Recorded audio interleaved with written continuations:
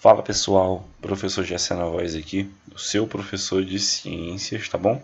Ainda continuamos no caderno 1, só que agora a gente vai pro capítulo 3, que fala aí do ambiente aquático e a qualidade da água, tá bom? O ambiente aquático é muito importante nos estudos da ciência e a qualidade da água também, tá bom? A gente pode perceber aqui um ambiente natural, certo? Nessa parte de introdução do capítulo, que foi bruscamente alterado aí pelas atividades humanas, né? A gente percebe que a água de um rio ela não é tão barrenta como a gente está vendo aqui, ó. Nessa imagem a gente tem o retrato de um rio, tá? Que foi invadido por lama, tá certo?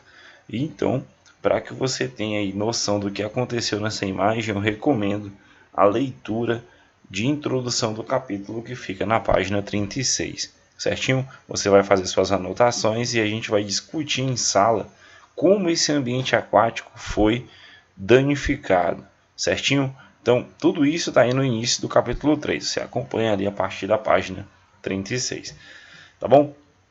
Então, de cara, a gente já vai estudar aí a estrutura dos ambientes aquáticos, tá bom? A água, pessoal, tá? Ela foi o berço da vida e é essencial para a sua existência. Estudos, teorias, né, elas apontam que a vida teve origem, tá, na água e provavelmente, né, lá nos oceanos da Terra primitiva, os oceanos primitivos que se formaram com o resfriamento do nosso planeta. Tá? Então os estudos, né, a maioria deles falam isso, tá? Que as formas de vida mesmo surgiram do ambiente aquático, por isso que hoje ele é muito importante. Além disso, ele é 70%, né, da nossa superfície do planeta está coberta por água.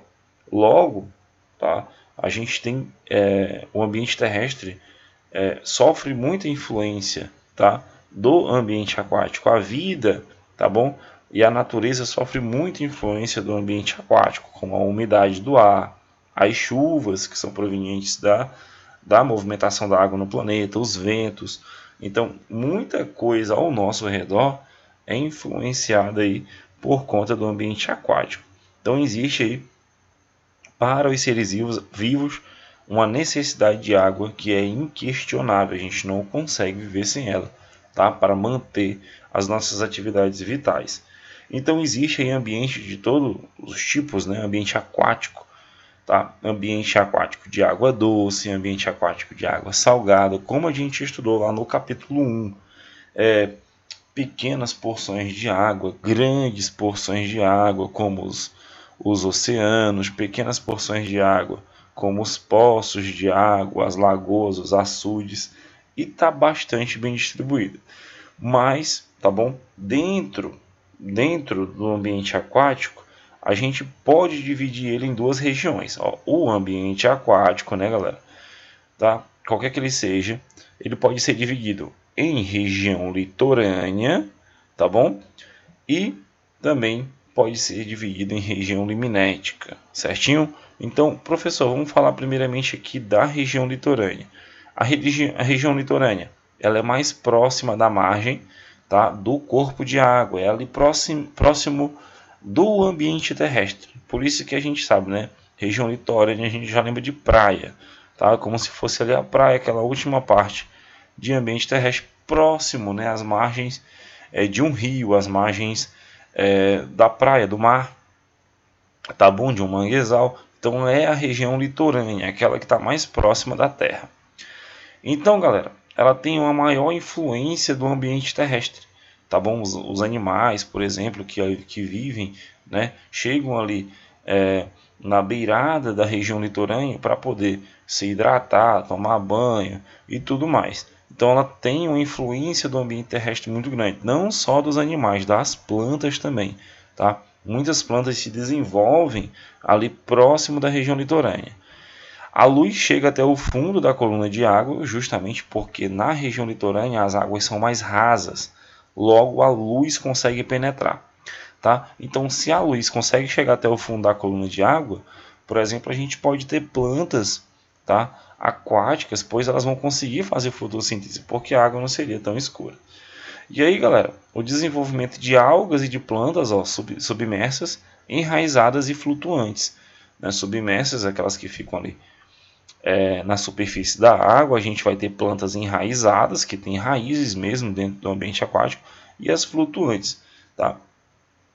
Na verdade, as submersas, né, galera, aquelas que ficam embaixo, as enraizadas, né, e as flutuantes, aquelas que ficam em cima, tá bom? Justamente essas plantas se desenvolvem por conta do item anterior, tá? A luz, porque a luz consegue chegar nesses ambientes, tá bom? Logo, ela consegue, né, traçar aí o desenvolvimento legal para essas plantas.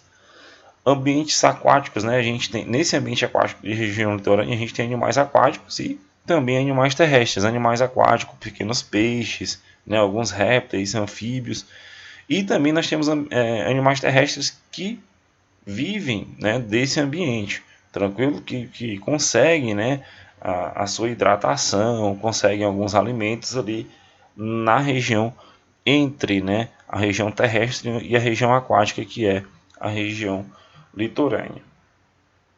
A região liminética não está em contato com o ambiente terrestre. Ela já está um pouco mais longe da parte terrestre, tá bom? Então ela já fica um pouco mais por fora. Região liminética, esse termo liminética eu utilizo para ambientes de água doce. Se for para ambientes de água salgada, como o mar aberto, eu utilizo, tá bom, galera, o termo região aberta, tá bom? Mas esse termo liminética normalmente é para ambientes de água doce, como rios, né, como lagoas e por aí vai. Região aberta, né, ó, quando se trata de ambientes marinhos, sofre menos influência direta do ambiente terrestre. Os animais praticamente não conseguem chegar, os animais do ambiente terrestre não conseguem chegar nessa região, tá bom? São águas mais profundas, então também tem menos influência da luz. Quanto maior for o corpo de água, né, maior será essa região. Quanto mais água tiver, maior será a região liminética ou de áreas abertas, tá bom? Região aberta, como a gente tratou aqui no ambiente marinho. Aí a gente tem aqui a diminuição da quantidade de plantas submersas, né, que ficam embaixo, as enraizadas, e poucas plantas flutuantes, porque como está num ambiente muito longe ali do ambiente terrestre, já fica um pouquinho mais difícil dessas plantas poderem se desenvolver. A gente tem aqui uma imagem, olha só. Aqui a gente tem a parte mais rasa, tá? Onde tem plantas, animais, próximo do ambiente terrestre, sofre muita influência. A gente tem a região litorânea, galera, aqui pertinho. Indo mais fundo, mais longe, a gente tem a região liminética ou de águas abertas, se for um ambiente marinho. Isso de forma horizontal na água, tá bom?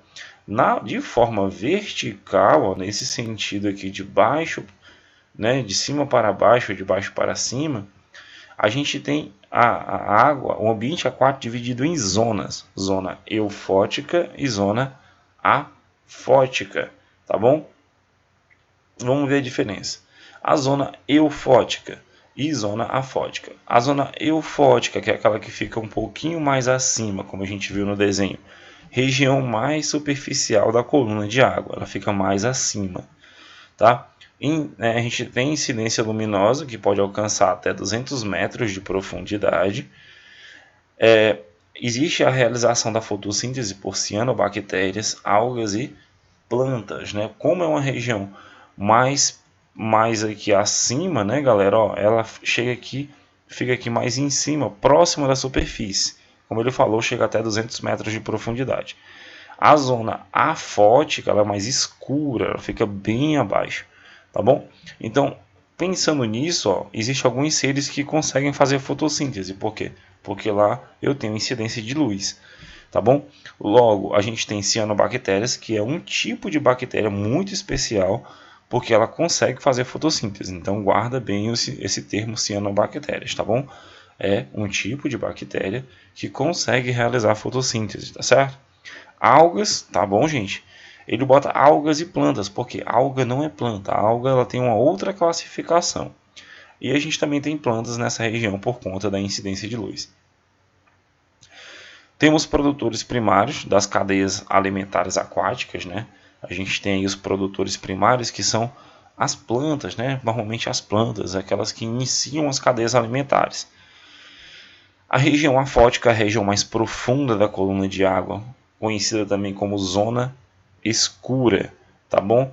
Então é muito conhecida como zona escura. Ó, tem menos luz, né? Luz menos intensa ou inexistente praticamente, caso de ambientes muito profundos.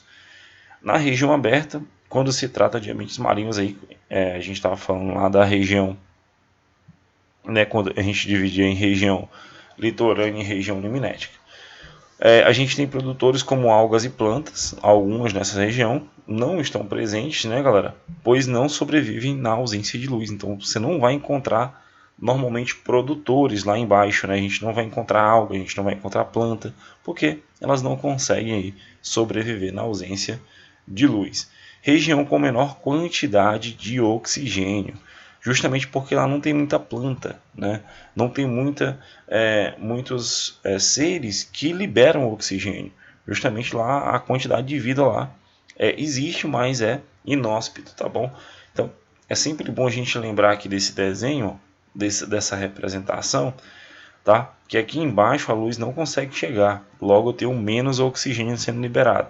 Nessa região aqui eu ainda tenho plantas, né? Na zona eufótica ainda consigo ter aqui alguns seres que fazem fotossíntese e consequentemente liberar oxigênio. Então a região que tem mais oxigênio, zona eufótica. Zona afótica, menos oxigênio. É bom que vocês anotem isso, certo? No material de vocês.